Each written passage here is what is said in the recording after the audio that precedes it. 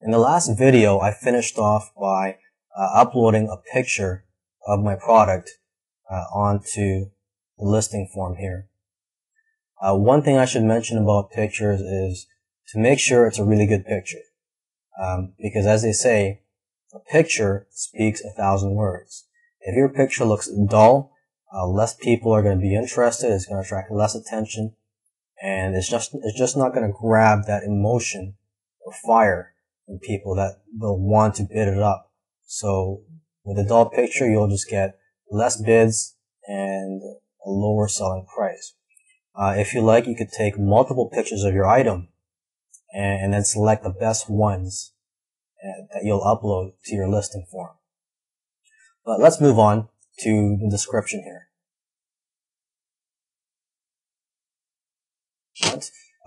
If you know HTML, you can use the form by clicking on the HTML tab. Let's just use standard.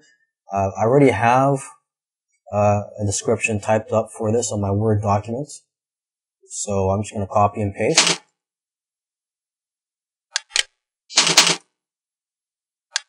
Okay, so everything looks good.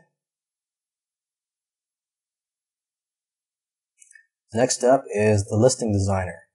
Okay, if you want to add a certain design to your auction, you want to make it more attractive and have a layout for your pictures, this is what you would use. And as you can see on the right here, you can see what it will look like. You can even preview it. This is optional, it's 10 cents. I'm not going to use it for this listing. Most listings, I don't even use a listing designer, just because I like it to be clear and easy to read. I don't want any distractions.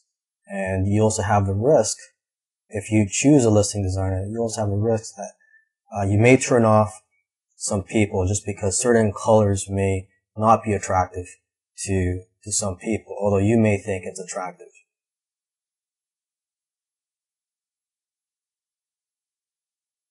Okay, so for the visitor counter, this is where you can place a counter on the bottom of your listing, and you can see how many hits you have, how many people have viewed your listing. And my preference is the hidden so that nobody can see it, except for me. I'll be able to see it if I'm logged into my eBay account. And this is just a habit of mine because usually I don't want my competition knowing how well my listings are doing. And so I don't want people to know how many views I'm getting, how many people are viewing my auction. But for this particular auction, I don't think it matters, but again, it's just my preference. Next step is where you select what type of listing it's going to be and the price.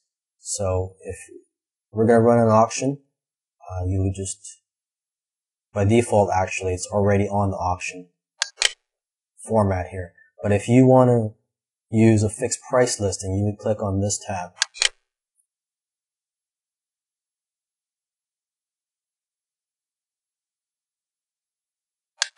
Okay, but I'm going to use an auction for this product. And now, if this product or this category on eBay allows you to use classified ad, eBay classified ad, there would be a third tab here, which would say something like classified ads. But for this category of collectibles, eBay does not allow you to list classified ads, so I don't have that option here. Okay, so I'm gonna just enter my pricing information. My starting price is $24.97, and I'm gonna put a buy now price. And there is an extra fee for that. This is optional. Okay, quantity, one item. For duration, you could have your auction run for 1 day, 3 or 5 or 7 or 10 days. 10 days, there's an extra fee of 40 cents. My preference, I like to list items for 7 days. And start listing immediately. You can also schedule it to start at a later date. But I'm going to start it immediately.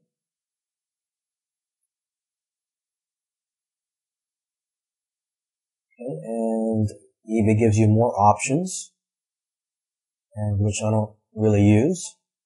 So let's go down to this section right here where it says decide how you like to be paid.